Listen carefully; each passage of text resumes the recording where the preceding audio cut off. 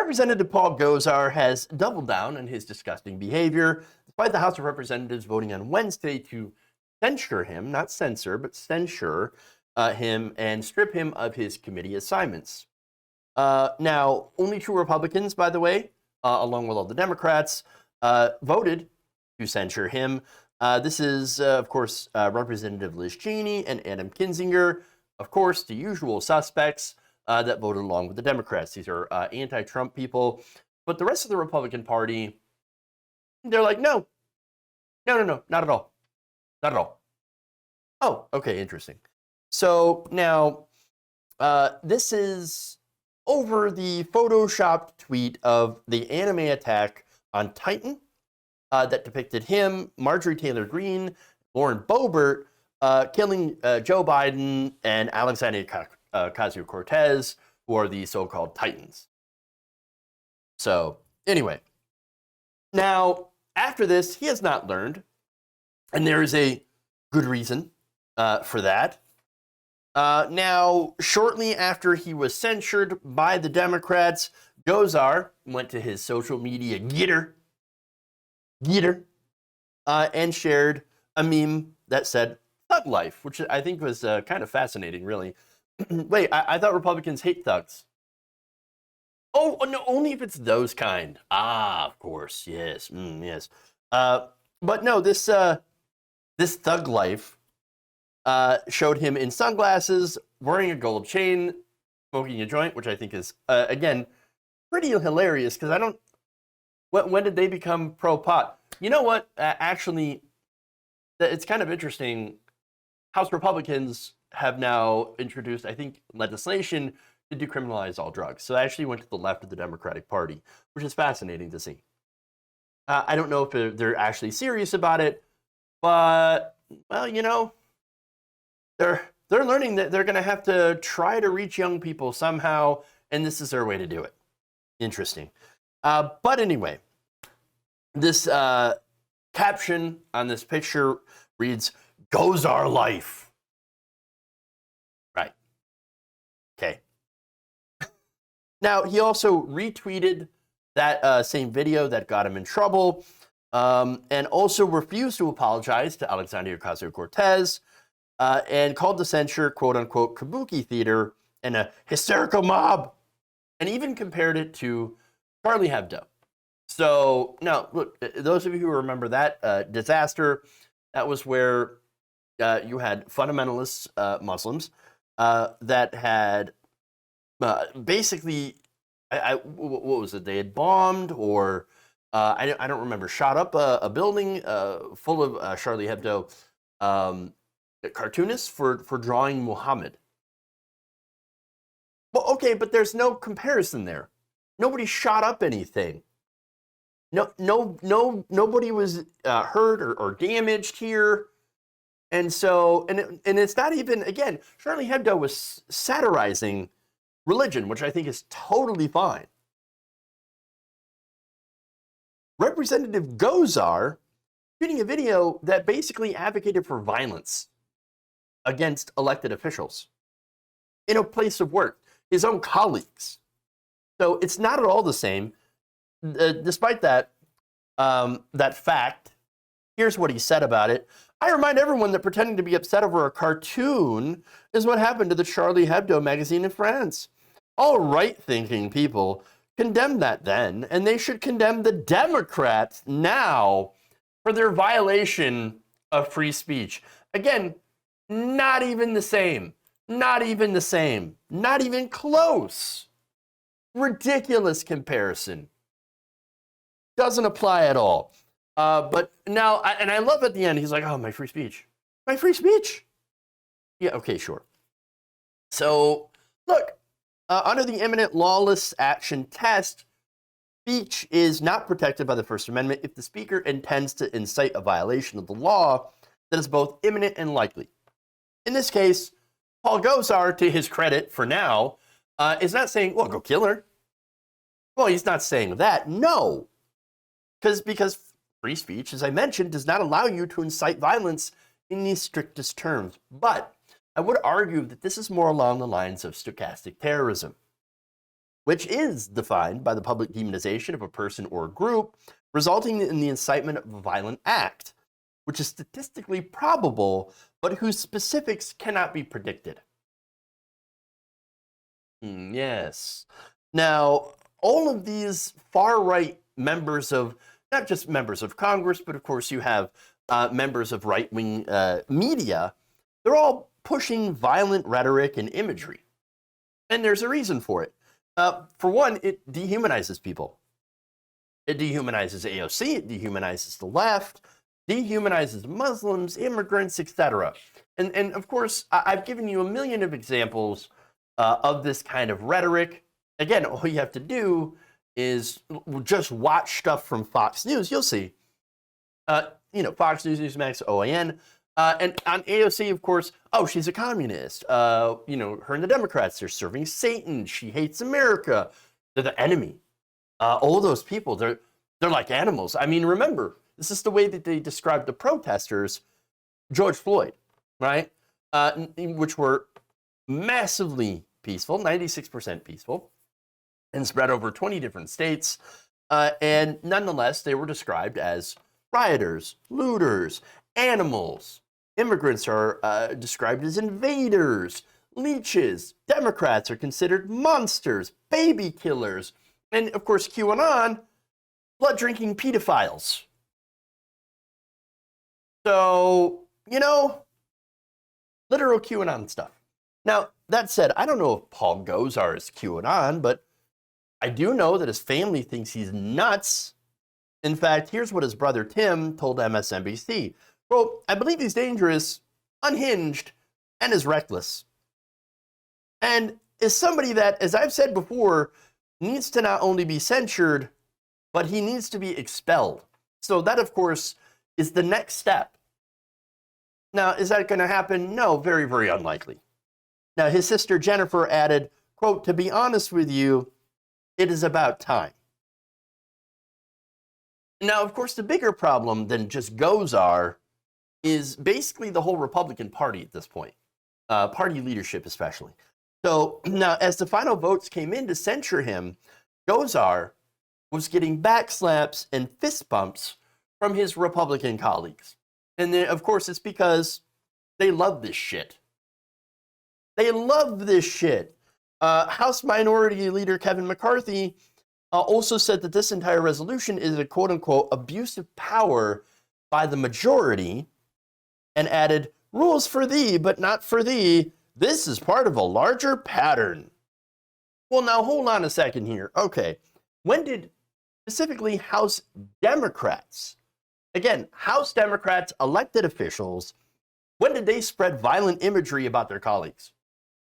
Have they ever done anything like that? No, because guess what? Most of the base, most, liberals, leftists, whatever, people on the left would be like, that's insane. Why are you doing such things? Why are you saying that? That's horrible. No, we're not in favor of that. But again, that is denounced by the Democratic base, but the Republican base loves it. They eat it up. They can't get enough of the violent imagery. Oh, yes, you punish them. You go after them. They're the enemy. Destroy them. Oh, we're not the violent ones. It's the left that's the violent ones. Look, again, imagine if this was a normal workspace, okay? Just a normal workplace. And, for example, if Bob and Susie were working together at a grocery store, all right, or electronics store, and Bob started posting shit like this, like the AOC video, you know what would happen? Bob would get fired for harassment because it wouldn't fly. Now that, of course, there are exceptions, like, for example, if Bob is like the owner's son or something, then you get into like, well, Bob, he didn't mean it. Bob's all right. It's fine. And that's kind of what like Congress is. It's a boys' club, and Republican leadership's like, oh no, Paul Gosar. We love Paul Gosar. Wonderful, great guy. He didn't mean it. I mean, he kind of apologized, even though he actually didn't. He didn't apologize to Alexandria Ocasio-Cortez. Not at all. No, and he downplayed the entire thing. But again, under normal circumstances, in a normal workplace, this would not be acceptable. Why? is it acceptable in Congress? Why? And it's because the right loves to glorify violence. Their hero right now is Kyle Rittenhouse. Kyle Rittenhouse brought a gun to a protest and ended up shooting 3 people with it. Now, he didn't have to go. He didn't have to go to the protest. He didn't have to go bring a gun. He chose to do so and put himself right into a situation where he then felt, oh, I'm so scared of the situation that I put myself in. Now I am so frightened that I have to shoot people. Dumbass was LARPing as a police officer, bit off way more than he could chew. Now 2 people are dead. And the right loves him. They're holding him up as a hero. So, of course, what's that going to mean? More violence. Now, more right-wingers are going to start bringing more guns to more left-wing protests. Oh, we're just trying to, quote-unquote, protect property. And again, what they're doing is celebrating a tragedy, and that's what this is. This is a tragedy. The Rittenhouse story is a tragedy, not something to be celebrated. But you look on the right, they're celebrating. Like, yeah, and then Rittenhouse is going to walk now, yeah. And again, this is a result of the right-wing rhetoric, the far right. Again, when they're talking about the protesters, right? Oh, they're not actually protesters. They're rioters. They're all rioters and all looters. No, was there rioting and looting? Yes, it does happen. Does it mean everyone there is a rioter and looter? No. But they say, oh, they're all rioters and looters. Bring your guns. They're the thugs.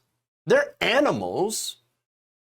We need to protect our businesses, so we got to put them down because the cities are on fire. The cities are burning. How many times have you heard that on Fox News?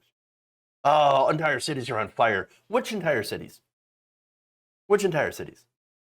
Now, it is important to note, by the way, that the George Floyd protests, which, again, were spread out, 20 different states, millions and millions of people involved. Now, it's what? The cost is what? For insurance, as a result of some of the violence and the property destruction and looting, etc., about $1 to $2 billion. Now, that's a lot of money, right? But then when you look at how widespread these protests are, and you balance it with the fact that it's 96% peaceful, you realize, oh, well, gee, this is one of the biggest protests, one of the bigger racial justice protests and protests against police brutality. Kind of makes sense that, that with so many people involved, you're going to have a little bit of violence, you're going to have a little bit of looting, and it's going to cost a lot. All right. Now, as far as Kenosha goes, it's about $50 million worth of damage. Again, don't condone violence, don't condone the damage or the looting or anything like that. But you do also have to look in some of the cases, like in Kenosha, where police were welcoming in militia members. Now, they're supposed to do their jobs. Are they not? They're supposed to do their jobs. But no, they don't, or at least the LARPers come in and don't think that the police can do their jobs, and so they bring their guns. But again, that's a whole different situation here. But a lot of this is spurred by disinformation and with violent rhetoric. And again, all you have to do is look at any forum or comment section in the right or right-wing videos, watch a Tucker Carlson segment, and what they're going to do is they're going to sit there and dehumanize the left. They're going to dehumanize protesters, dehumanize immigrants, and then, of course, put out a call to action. So it's not a surprise that the people that are elected by those kinds of people who are propagandized, well, they reflect that. They reflect that. That's why people like Paul Gosar, Marjorie Taylor Greene, will likely win their elections, their re-election campaigns, because they keep telling the side, don't worry, the other side is evil, and I'm one of the only ones that's going to try to stop them. And by the way, as I mentioned, Marjorie Taylor Greene is a Twitter troll along with Paul Gosar. Now, they were both stripped of their committee assignments.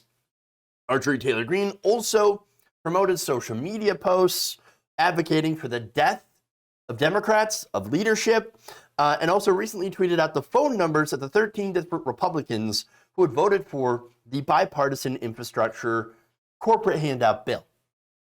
So one of those is Michigan Republican Fred Upton. So now let me show you. Again, this is a Republican that is getting death threats from other Republicans as a result of voting with Democrats.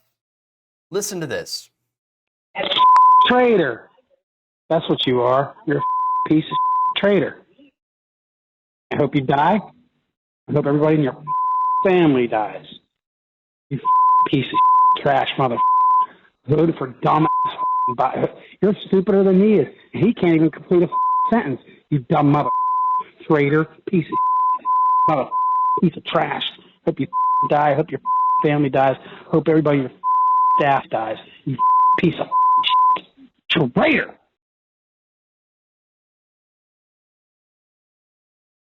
This is not normal. Telling someone that you hope they die over a bill. And again, I didn't like a lot of the stuff that was in the bipartisan infrastructure bill. It was, again, massive corporate handouts, privatization of, multiple public-private partnerships, really no negligible change on climate change. Again, that's why these corporations wanted it. But here's the thing. This entire thing was about building roads and bridges. I got problems with this bill, and let me get, and I went over that, as I just mentioned. My guess is, though, this man who is screaming at Fred Upton had no idea what was in the bill at all. All he can think of is, well, it's a Democrat bill. Democrats bad and evil. There it is. He just hates it because it's from Democrats. And that's the problem that we have today. That rhetoric, those words, they do lead to action. That violent imagery, violent words, constant dehumanization that you see from the right wing. Now, here's the thing, right? So as far as the left is concerned, do we get mad? Yes, we get mad at conservatives. I get mad at conservatives all the goddamn time. Do I dunk on conservatives? You better fucking believe it. Do I call them idiots, morons, dipshits? Yes, I do. But at the end of the day, I want them to have health care. Yes, I want conservatives to have health care.